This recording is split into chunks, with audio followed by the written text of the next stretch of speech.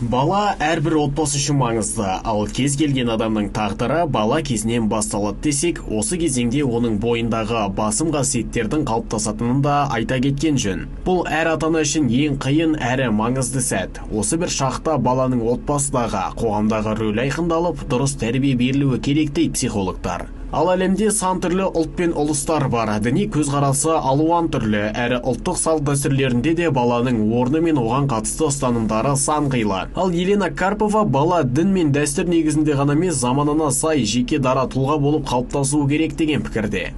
У нас равное положение детей в семье. Я не разделяю младшие и старшие, чтобы не было обидно. Все-таки семья не маленькая, поэтому разделять детей на старшие, младшие.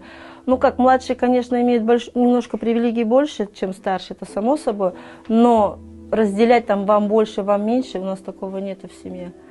В принципе, то, что, может быть, мы рано остались одни с братишками, и как бы мы сами друг друга поддерживали, скорее всего, это вот и я в своих детях тоже говорю, что мы должны поддерживать друг друга. Младшие, старшие всегда должны друг друга поддерживать.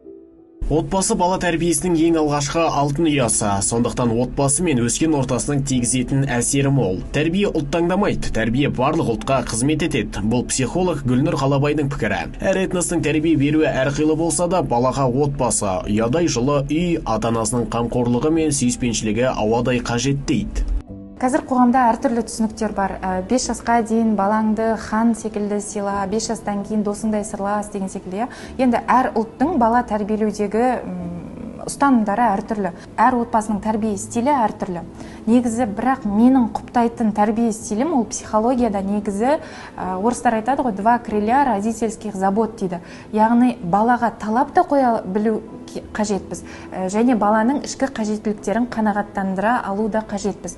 Ішкі қажеттілік деп отқанымыз бұл жерде яғни балаға көңіл бөлу, баланы құшақтау, еркелету, оған жаңағы телесный контактыды дұрыс бере алу, қарым-қатынасты да жақсы құра алу, не қалайсың, не сезіп тұрсың деген секілді сондай бір маңызды сұрақтарды қоя алу.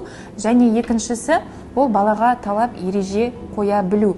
Себебі көп ата-аналар түсінбей жатады, баланы травмасыз, стресске шалдықтырмай тәрбиелеу деген сөз баланың барлық нәрсесіне рұқсат беру керек екен деп ойлайды. Ондай болмайды. Себебі бала ертең социумға шығады. Социумға шыққан кезде өзгенің шекарасына өтпеу керек екендігін, өзгенің дүние мүлкіне қол сұқпау керек екендігін, жұрттың мазасын алуға болмайтындығын бала былайша айтқанда түсініп өсу қажет.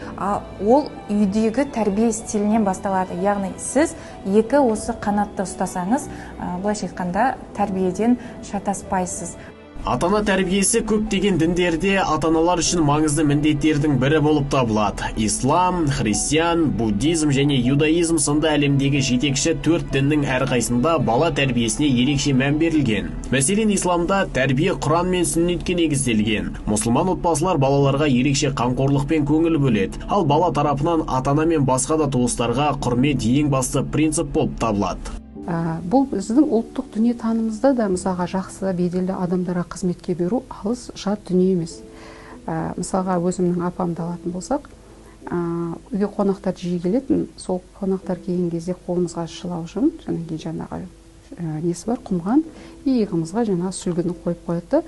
Жылы су обязательно, сөйтіп жаңағы қонақтарға бәріне қолына су қоямыз, қонақтар шамақ ішіп болған соң су қоямыз, кейін інім өскеннен кейін інім жасайтын болды, ал сіңліміз екеумізге аяқ киім жуғызатын қонақтарға келген кезде, және де кіре беріс таза тұрсын дейтін. Және қонақтар келген кезде біз ешқашан балаларды араластырмайтын. Әне бұл нені көрсетеді? Біздің жалпы дін мен дәстүрдің сабақтастығы бір, екіншіден қонақжайлы болу, адамның жаңа ертең жақсы тұлға болып өсу кішкентай бала кезінен басталады ғой. Христиандарда ислам дініндегідей отбасылық құндылықтар мен бала тәрбиесіне үлкен мән береді. Киелі кітаптарына сүйене отырып, христиандық ата-аналар сүйіспеншілікті, мейірімділік пен кешірімділікті бала бойына сіңіруге тырысады. Роль детей, поскольку они становятся продолжателями рода своих родителей, поэтому на них возлагается определенная обязанность, да, такая почитание родителей. Через почитание родителей Божье благословение передается на них дальнейшую жизнь. Ну и поскольку дети, они же не всегда будут детьми, они вырастают и тоже будут продолжать род свой. Поэтому, конечно, желательно, чтобы такая роль была в послушании родителям.